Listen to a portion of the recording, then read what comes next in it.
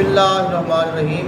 अस्सलामु अलैकुम वरहमतुल्लाहि वबरकातुहू। आज की वीडियो हमारी हरूफ सवामत के हवाले से है और हरूफ सवामत के हवाले से वो मालूमात और वो राज आपके साथ शेयर करना है। मुझे यकीन है कि आप इसके बारे में नहीं जानते होंगे। अगर 100 बंदा हरूफ सवामत का आमिल है तो एक बंदा इसको जानता होगा, क्योंकि मैंने बहुत सारी किताबें पढ़ी हैं, बहुत सारी वीडियो सुनी है, लेकिन किसी ने भी इस बात का जिक्र नहीं किया। और अमूमन हमारे यहाँ इतनी बारीकी में लोग जाते भी नहीं हैं। और फिर ये चूँकि एक राज है और हरूफ सवामत एक ऐसी ताकत है जो कभी भी नाअहल के हाथ में नहीं जानी चाहिए। इसीलिए जो कामिलीन है, जो आमिलीन है, जो इसको जानते हैं, वो फिर इसको कभी भी ज़िक्र नहीं करते और उसको आम नहीं करते। मुझे भी किसी साहिब इल्म से ये बात मालूम हुई है तो मुझे ये बात बहुत पसंद आई।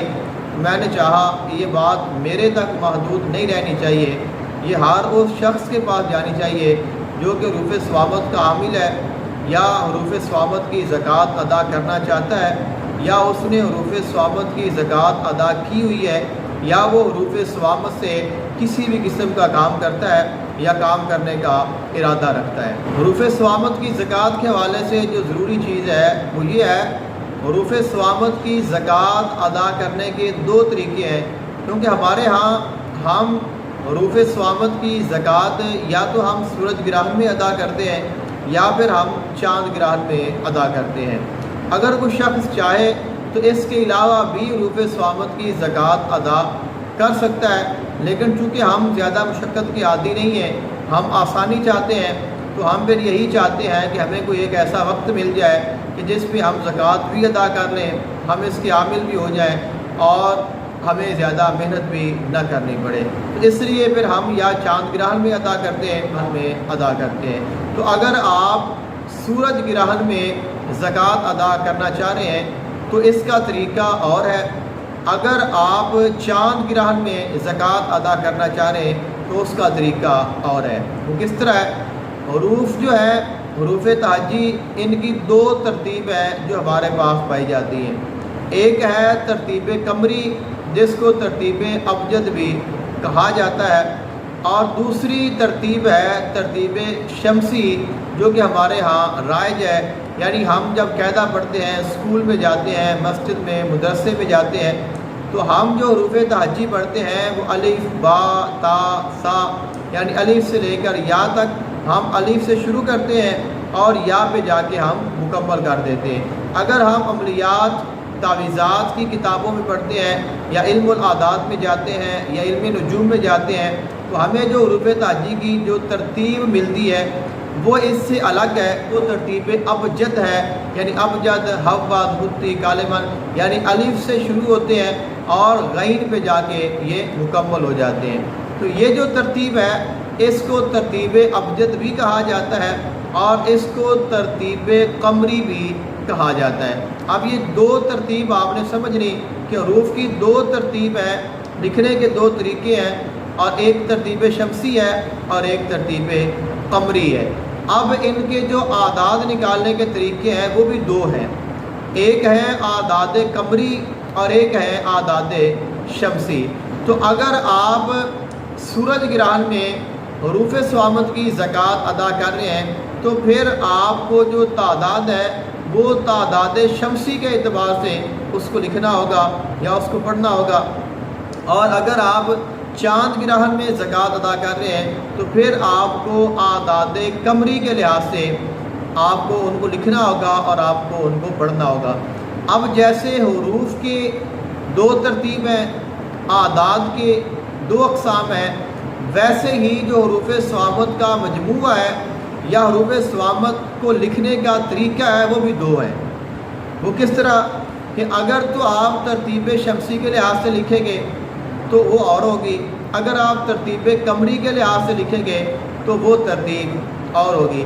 हमारे यहाँ हरूफ सवामत की जो ज़कात अदा की जाती है और हम करते हैं और हमें बताई जाती है, हमने किताबों में उसको पढ़ा है, हमने मुख्तलिफ़ सोशल मीडिया प्लेटफॉर्म से उनको देखा है, सुना है, वीडियो सुनी है, وہاں جو ترتیب استعمال کی جاتی ہے، جو زکوٰۃ ادا کی جاتی ہے، کروائی جاتی ہے، بیان کی جاتی ہے، ہم نے آج تک جو بیان کی ہے وہ سراسر اصول کے خلاف ہے کہ ہمارے پاس جو حروف صوامت کی ترتیب ہے وہ تو شمسی ہے، لیکن ہم جو تعداد اس کی لکھتے ہیں وہ ہم قمری لکھتے ہیں۔ کس طرح کہ ہمارے پاس جو مجموعہ ہے یا حروف صوامت ہے وہ احد، رصف، پاؤ کا، لمو یعنی الف سے لے کر یا تک کی ترتیب کے حساب سے ہے۔ پہلا الف ہے، اس کے بعد ہا ہے، اس کے بعد دال ہے، اس کے بعد را ہے، اس کے بعد سین، اور اس کے بعد سوا، طا، عین، کاف، لام، میم، واو، ہا۔ تو یہ ہمارے پاس ترتیب ہو گئی حروف صوامت کی، اور یہ ترتیب کون سی ہے؟ ترتیب شمسی۔ اب جب ہم اس کی زکوٰۃ ادا کرتے ہیں تو ہم اس کے اعداد نکالتے ہیں، اعداد قمری جو کہ 543 بنتے ہیں، اور ہم اس کو لکھتے ہیں، اور اس کے بعد ہم سمجھتے ہیں کہ ہم نے اس کے تمام اصول کے مطابق زکوٰۃ ادا کر دی ہے، لہذا ہم اس کے عامل ہو گئے ہیں، حالانکہ ہمارا عمل ہی ترتیب اور قواعد کے اعتبار سے غلط ہے کہ ہم جو زکوٰۃ ادا کر رہے ہیں ہم سورج گرہن میں کر رہے ہیں، ہم نے جو حروف کی ترتیب لی ہے وہ ہم نے شمسی لی ہے، اور ہم نے جو اعداد لیے ہیں وہ ہم نے قمری لیے۔ اب اگر کوئی شخص چاند گرہن میں زکوٰۃ ادا کر رہا ہے تو اس کی بھی غلط ہوگی، کیوں کہ ہم جو زکوٰۃ ہے وہ تو چاند گرہن میں ادا کر رہے ہیں، اور ہم نے جو اعداد ہیں وہ ہم نے قمری لیے ہیں، لیکن ہم نے جو حروف ہیں وہ شمسی لے لیے ہیں۔ سو ہمیں اس کے حساب سے سمجھنا ہوگا کہ ہم نے اگر چاند گرہن میں زکوٰۃ ادا کرنی ہے تو پھر ہم نے جو ترتیب ہے وہ بھی ہم نے قمری لینی ہے، ہم نے جو اعداد ہیں وہ بھی قمری لینے ہیں، اور اس حساب سے ہم نے لکھنا ہے۔ اور اگر ہم سورج گرہن میں زکوٰۃ ادا کر رہے ہیں تو پھر ہم نے جو حروف کی ترتیب ہے وہ بھی شمسی لینی ہے، ہم نے جو ان کے اعداد ہیں وہ بھی شمسی لینے ہیں، اور پھر ہم نے اس کی زکوٰۃ ادا کرنی ہے۔ تو اس کے بعد پھر ہم یہ کہہ سکتے ہیں کہ ہمارا جو عمل ہے یہ قواعد و ضوابط کے مطابق ہوا ہے۔ اب آگے اس کو جاری کرنا، اب اس پہ تاثیر پیدا کرنا، اس کا پورا ہونا نہ ہونا، یہ تو اللہ تعالیٰ کی مرضی ہے اور اس کے محبوب کی مرضی ہے۔ اللہ چاہے تو اس پہ تاثیر پیدا کر دے، اللہ تو چاہے تو بغیر زکوٰۃ کے ہی تاثیر عطا کر دے، اگر وہ نہ چاہے تو ہم جو مرضی کر لیں ہمیں کچھ بھی حاصل نہ ہو۔ لیکن کم از کم یہ ہے کہ ہم جو اصول ہیں، جو قواعد ہیں، جو ضوابط ہیں، ہم ان کی تو پاسداری کریں، یعنی ہم جو سبب کو اختیار کر رہے ہیں وہ تو ہم درست طریقے سے کریں، تاکہ ہمیں یہ نہ رہے کہ میں نے جو کام کیا ہے وہی غلط تھا، تو اب اس کا جو نتیجہ ہے تو وہ تو غلط نکلنا ہی تھا۔ سو یہ ایک انتہائی ضروری بات تھی، اور یہ ایک ایسی بات ہے کہ جو کہ حروف صوامت کے جو زکوٰۃ ادا کرنے والے ہیں ان میں سے کم ہی لوگوں کو پتہ ہے، اور پھر ان میں سے بہت کم لوگ ہیں جو اس کو ذکر کرتے ہیں۔ سو ہم نے آپ کو اس بات کے بارے میں بتایا۔ اب اگر کوئی بندہ اس کی زکوٰۃ ادا کرنا چاہتا ہے تو ہم نے اس کی تفصیل بتا دی ہے، اب وہ تھوڑی کوشش کرے، ترتیب شمسی لے، اعداد شمسی لے، اور سورج گرہن میں زکوٰۃ ادا کرے۔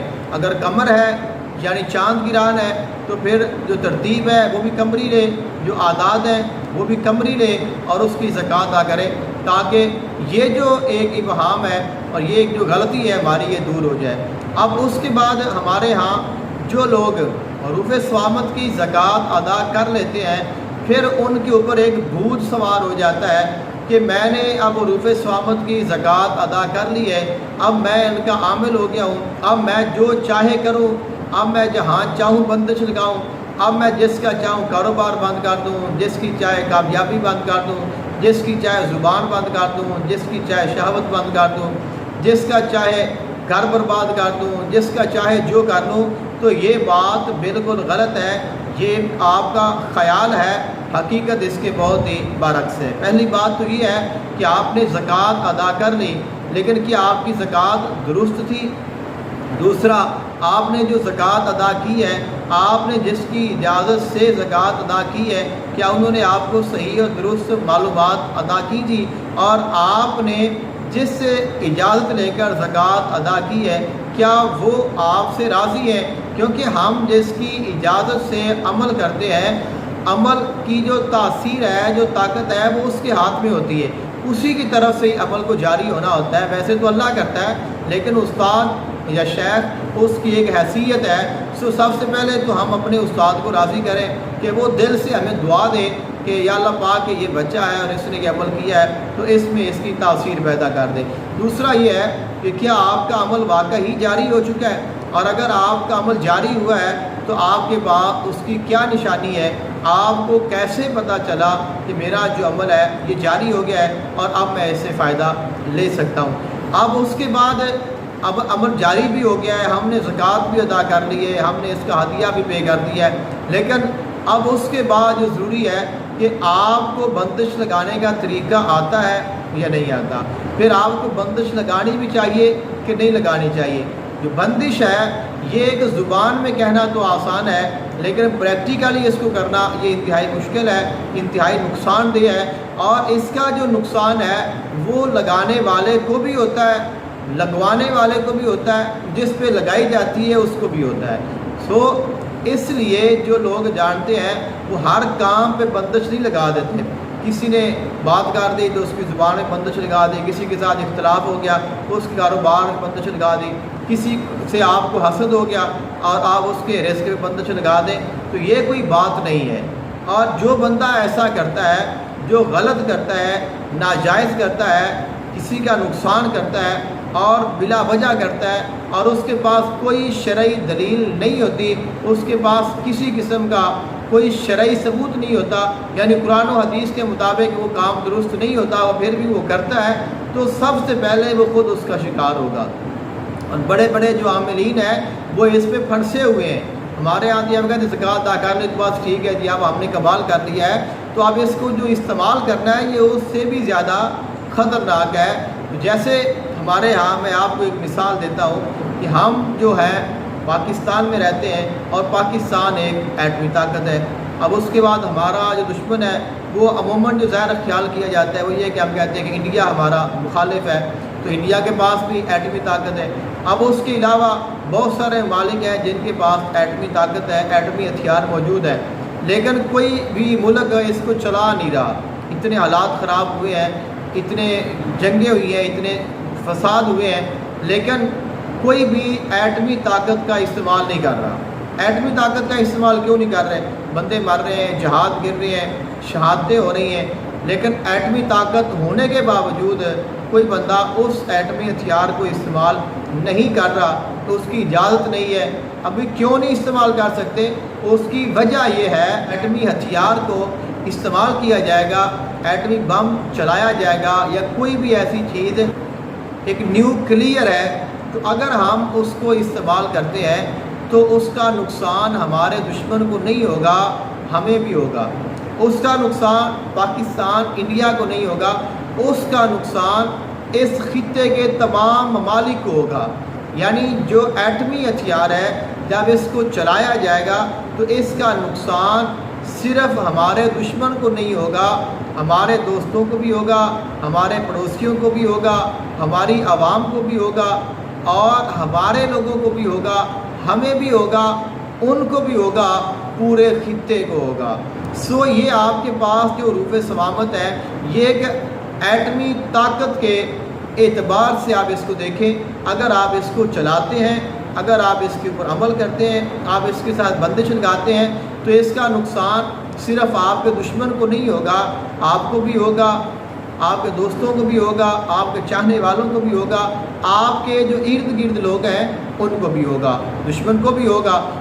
اگر آپ جائز کر رہے ہیں تو پھر بھی اس کا امکان موجود ہے کیونکہ اس کے اثرات بہت زیادہ ہوتے ہیں. لیکن اگر آپ ناجائز کر رہے ہیں تو پھر تو آپ کا ہی نقصان ہو رہا ہے. تو اس لیے آپ نے حروف ثوامت کی زکوٰۃ ادا کی ہے، یہ بہت اچھا ہے، آپ کو مبارک ہو. لیکن آپ بندش لگانے سے پہلے 100 بار سوچیں کہ میں نے بندش لگانی ہے نہیں لگانی، لگاؤں تو کیسے لگاؤں، اور اگر لگانی ہے تو اس کا طریقہ کیا ہے، اس کا وقت کیا ہے، میں کہاں پہ بیٹھ کے عمل کروں، اس کو کیسے استعمال کروں اور کس حد تک میں نے بندش لگانی ہے. اگر یہ میری بندش خراب ہوتی ہے، اگر یہ اس کی رجت ہوتی ہے، اگر اس کا نقصان ہوتا ہے تو پھر میں نے اس کو کور کیسے کرنا ہے. تو اگر آپ ان تمام چیزوں کو جان لیں گے تو آپ کبھی بھی کسی کے اوپر بندش کا عمل نہیں کریں گے اس سے پہلے کہ آپ اس کو 1000 بار سوچیں گے۔ اس لیے آپ نے حروف ثوابت کی زکوٰۃ ادا کرنی ہے تو اس کے استعمال کا طریقہ پہلے سیکھیں۔ اگر آپ کو طریقہ آ گیا ہے تو پھر آپ دیکھیں کہ میں نے اب اس کو استعمال کرنا ہے تو کیسے کرنا ہے اور کس حد تک کرنا ہے، اور اگر اس کا ایفیکٹ ہوتا ہے تو پھر میں اس کو کیسے کور کروں گا، اس کا نتیجہ کیا نکلے گا۔ ان تمام چیزوں کو سامنے رکھ کے جب آپ چلیں گے تو پھر آپ کو پتہ چلے گا کہ میں نے اپنی لائف کیسے گزارنی۔ بہرحال حروف ثوابت ایک بہترین طاقت ہے اور بہترین روحانی ایک قوت ہے، اس کو حاصل کرنا چاہیے، ان کی زکوٰۃ ادا کرنی چاہیے، اس کو حاصل کرنا چاہیے۔ اس کے بہت فائدے ہیں اور اس کی بڑی برکات ہیں، لیکن اس کا جو استعمال ہے وہ بہت ہی احتیاط کے ساتھ ہے، طریقے کے ساتھ ہے، تاکہ آپ کا بھی نقصان نہ ہو، آپ کے دوستوں کا نقصان بھی نہ ہو، آپ کے ارد گرد کے لوگوں کا نقصان بھی نہ ہو، اور جس کے اوپر آپ کر رہے ہیں اس کا بھی نقصان نہ ہو۔ صرف وہی ہو کہ جو کرنے کی آپ کو شریعت اجازت دیتی ہے۔ اگر آپ کو شرعاً وہ کام کرنے کی اجازت نہیں ہے، بالکل بھی آپ عمل نہ کریں، اپنی ذات کو نہ دیکھیں، اپنی عداوت کو نہ دیکھیں، پیسے کو نہ دیکھیں، کسی کے لالچ میں نہ آئیں، اللہ اور اللہ کے رسول کی رضا کو دیکھیں، اور اگر زیادہ معاملہ ہے تو اللہ اور اللہ کے رسول پہ معاملات چھوڑ دیں۔ اللہ تعالیٰ بہترین فیصلہ کرنے والا ہے، اور اگر آپ واقعی مظلوم ہیں اور آپ کے ساتھ زیادتی ہو رہی ہے تو اللہ تعالیٰ آپ کو اس کا ضرور بدلہ عطا فرمائے گا۔ مجھے ہمیشہ اپنے دعا میں یاد رکھیے گا۔ جزاک اللہ خیرا۔ السلام علیکم ورحمۃ اللہ وبرکاتہ۔